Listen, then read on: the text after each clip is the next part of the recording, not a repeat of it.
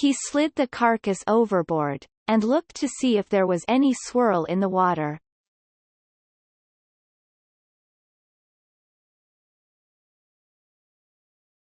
But there was only the light of its slow descent.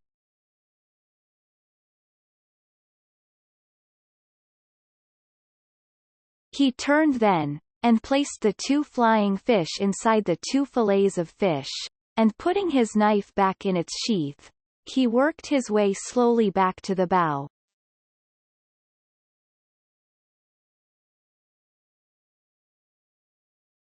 His back was bent with the weight of the line across it, and he carried the fish in his right hand.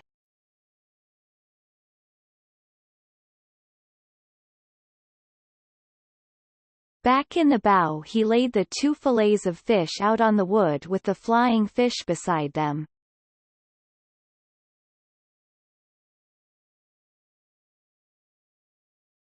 After that he settled the line across his shoulders in a new place, and held it again with his left hand resting on the gunwale.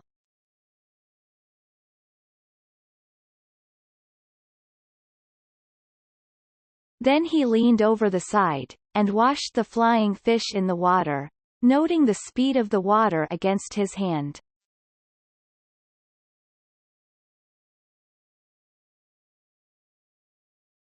His hand was phosphorescent from skinning the fish, and he watched the flow of the water against it.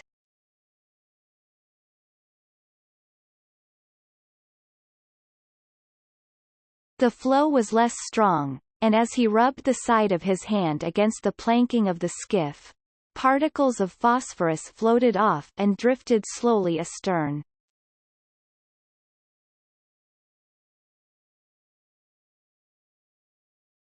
"He is tiring or he is resting," the old man said. "Now let me get through the eating of this dolphin and get some rest and a little sleep."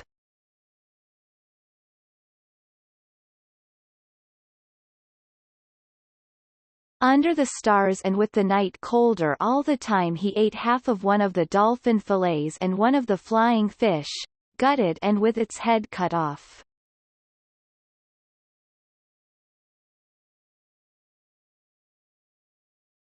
"What an excellent fish dolphin is to eat cooked," he said.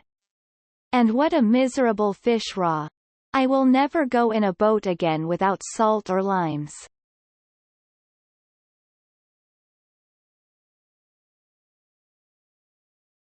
"If I had brains, I would have splashed water on the bow all day and drying. It would have made salt," he thought.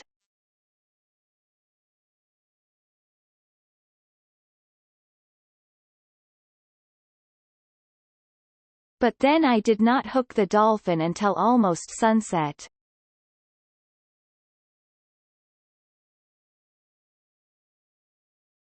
Still it was a lack of preparation.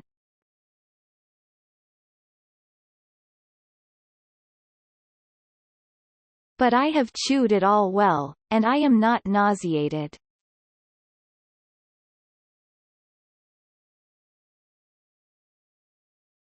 The sky was clouding over to the east, and one after another the stars he knew were gone.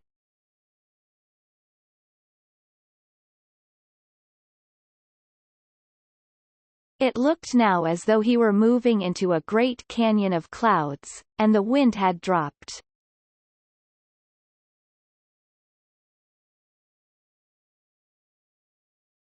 "There will be bad weather in 3 or 4 days," he said.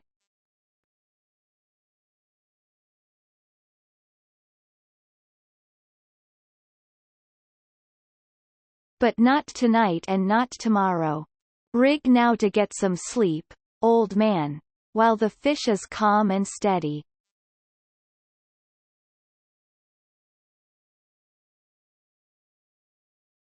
He held the line tight in his right hand, and then pushed his thigh against his right hand, as he leaned all his weight against the wood of the bow.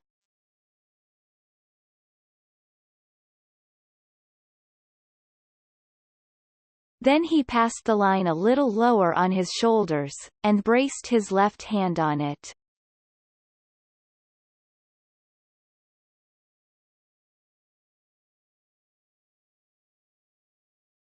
My right hand can hold it as long as it is braced, he thought.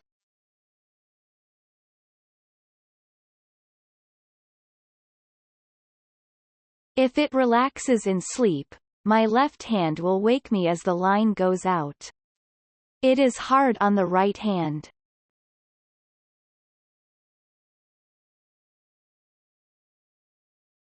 But he is used to punishment. Even if I sleep 20 minutes or a half an hour, it is good.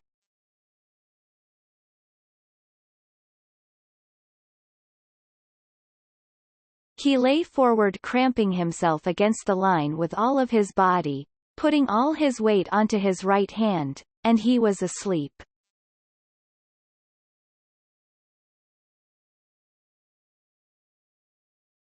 He did not dream of the lions but instead of a vast school of porpoises that stretched for 8 or 10 miles, and it was in the time of their mating, and they would leap high into the air, and return into the same hole they had made in the water when they leapt.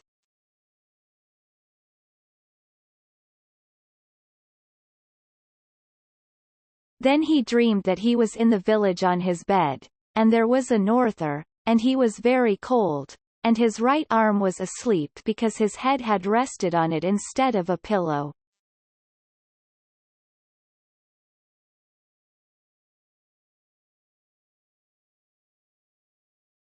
After that he began to dream of the long yellow beach, and he saw the first of the lions come down onto it in the early dark, and then the other lions came, and he rested his chin on the wood of the bows where the ship lay anchored with the evening offshore breeze, and he waited to see if there would be more lions, and he was happy.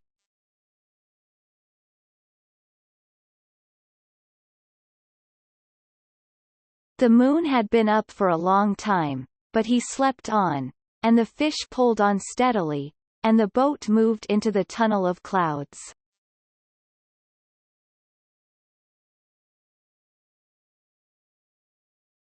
He woke with the jerk of his right fist coming up against his face, and the line burning out through his right hand.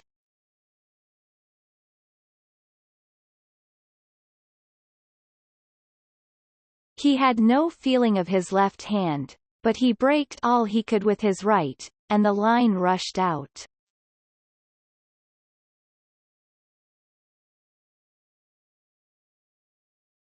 Finally his left hand found the line, and he leaned back against the line, and now it burned his back and his left hand, and his left hand was taking all the strain and cutting badly.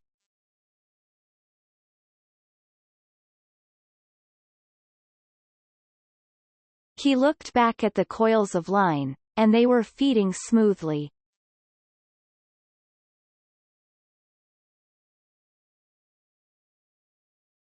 Just then the fish jumped, making a great bursting of the ocean, and then a heavy fall.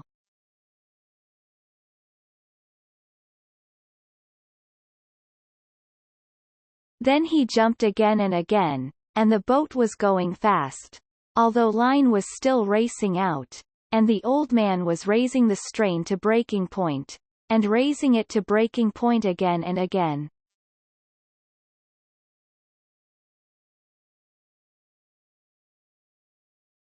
He had been pulled down tight onto the bow, and his face was in the cut slice of dolphin, and he could not move.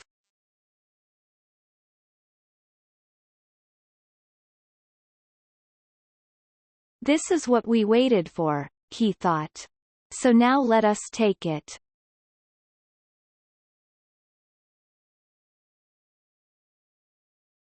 Make him pay for the line, he thought. Make him pay for it.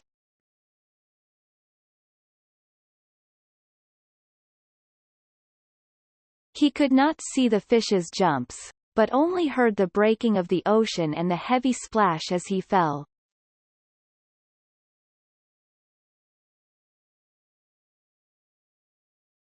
The speed of the line was cutting his hands badly, but he had always known this would happen, and he tried to keep the cutting across the calloused parts, and not let the line slip into the palm nor cut the fingers.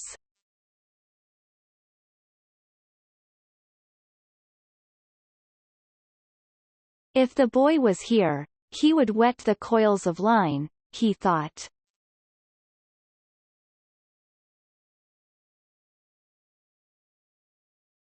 Yes. If the boy were here. If the boy were here.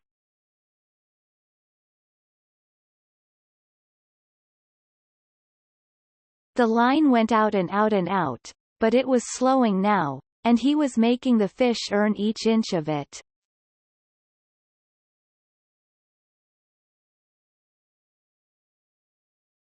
Now he got his head up from the wood, and out of the slice of fish that his cheek had crushed.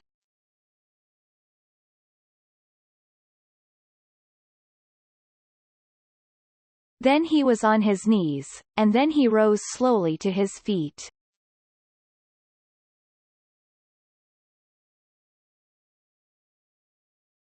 He was seating line, but more slowly all he time.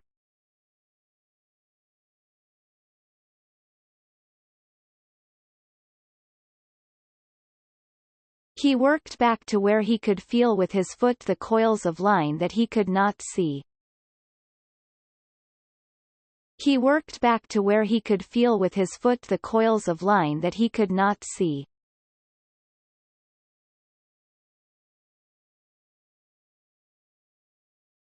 There was plenty of line still, and now the fish had to pull the friction of all that new line through the water.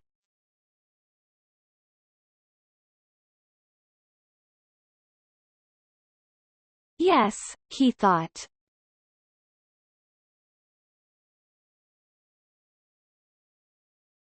And now he has jumped more than a dozen times, and filled the sacks along his back with air, and he cannot go down deep to die where I cannot bring him up.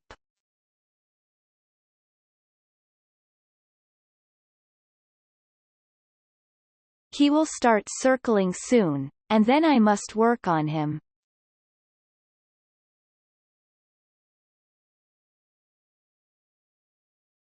I wonder what started him so suddenly?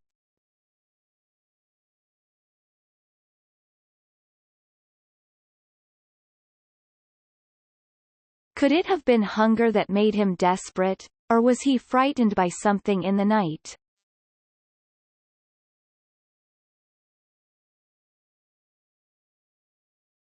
Maybe he suddenly felt fear.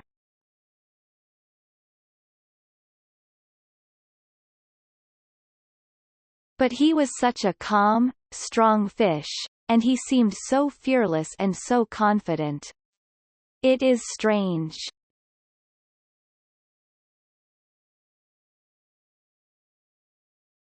You better be fearless and confident yourself, old man, he said. You're holding him again but you cannot get line. But soon he has to circle.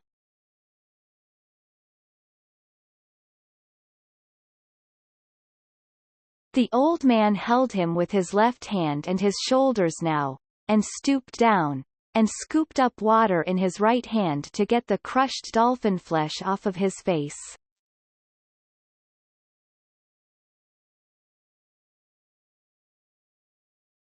He was afraid that it might nauseate him, and he would vomit, and lose his strength.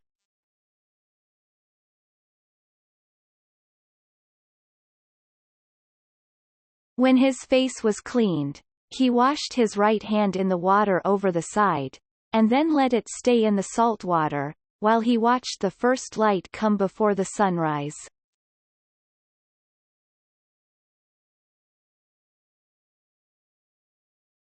He's headed almost east, he thought.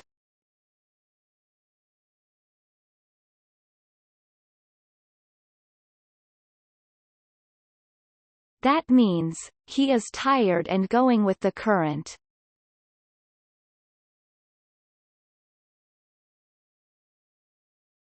Soon he will have to circle. Then our true work begins.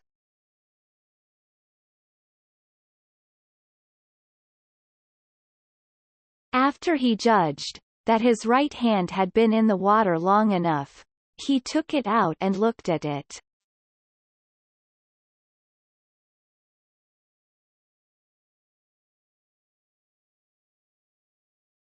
"It is not bad," he said. "And pain does not matter to a man."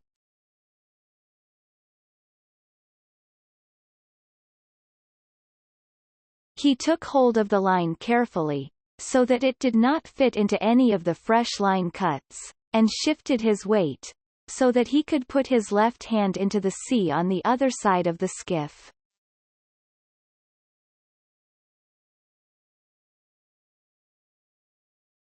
"You did not do so badly for something worthless," he said to his left hand. "But there was a moment when I could not find you."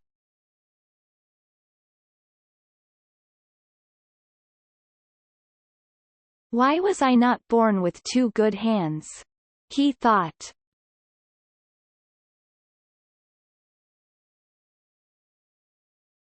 "Perhaps it was my fault in not training that one properly.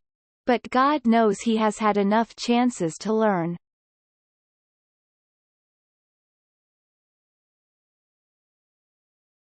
He did not do so badly in the night, though, and he has only cramped once.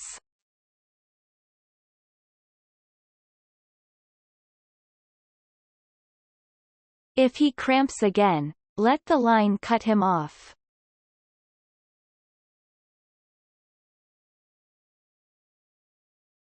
When he thought that he knew that he was not being clear-headed, and he thought he should chew some more of the dolphin.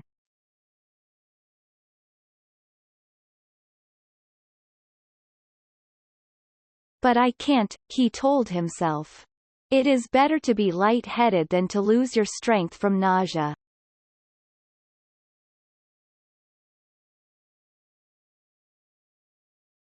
"And I know I cannot keep it, if I eat it since my face was in it."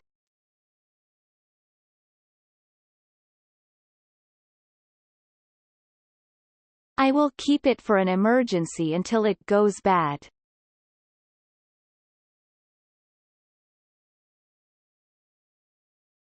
But it is too late to try for strength now through nourishment.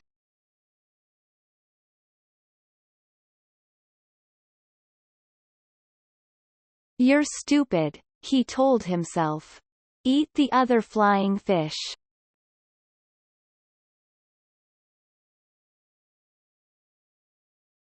It was there, cleaned and ready, and he picked it up with his left hand, and ate it, chewing the bones carefully, and eating all of it down to the tail.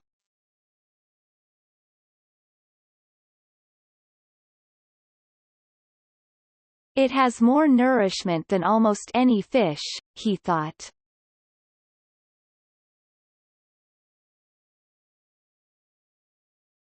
"At least the kind of strength that I need."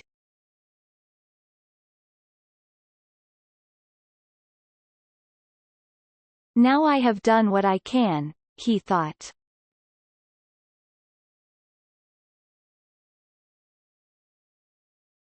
Let him begin to circle and let the fight come.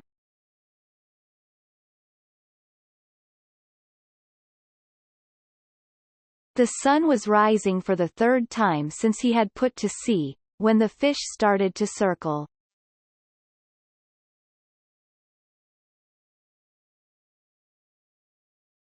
He could not see by the slant of the line that the fish was circling.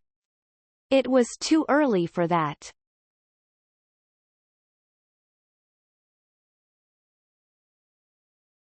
He just felt a faint slackening of the pressure of the line, and he commenced to pull on it gently with his right hand.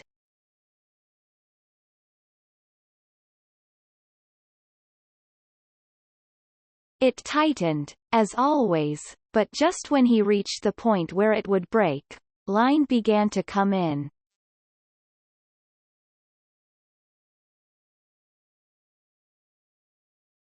He slipped his shoulders and head from under the line, and began to pull in line steadily and gently.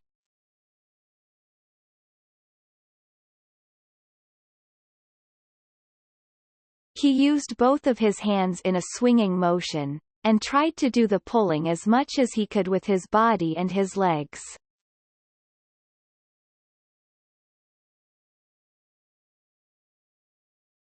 His old legs and shoulders pivoted with the swinging of the pulling.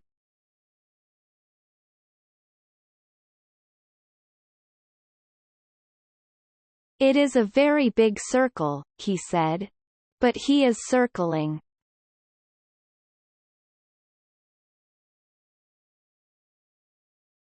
Then the line would not come in any more, and he held it until he saw the drops jumping from it in the sun.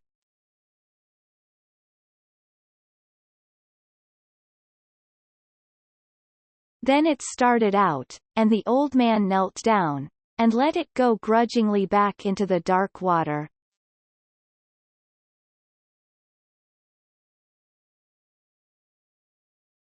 "He is making the far part of his circle now," he said.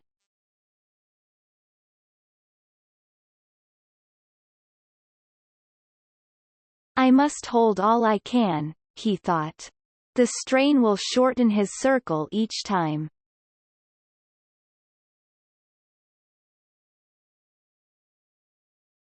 "Perhaps in an hour I will see him. Now I must convince him, and then I must kill him."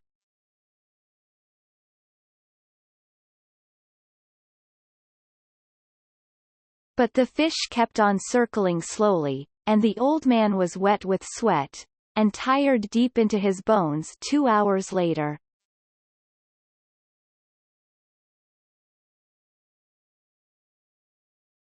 But the circles were much shorter now, and from the way the line slanted, he could tell the fish had risen steadily while he swam.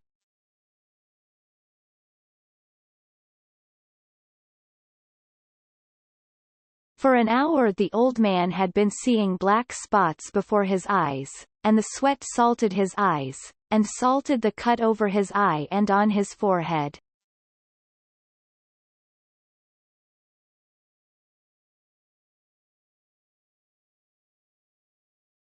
He was not afraid of the black spots.